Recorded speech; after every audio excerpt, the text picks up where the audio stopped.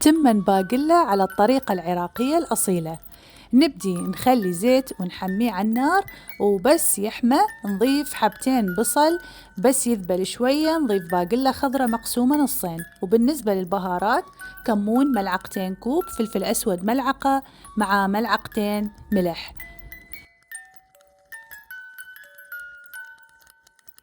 نحمسهم مع بعض ونقلب المكونات. نضيف الجبنت، وكل ما كانت كمية الجبنت أكثر تصير الأكلة أطيب.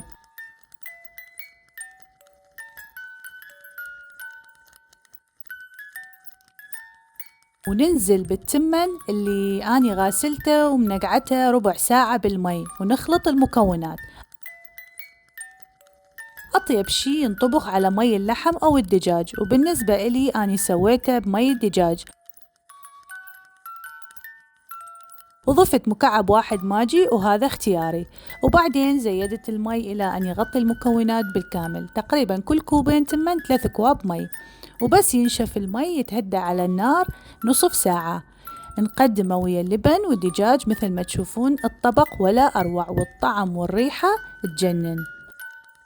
سر النكهة في هذا الطبق هو البهارات اللي استخدمتها من براندي بهار السعادة.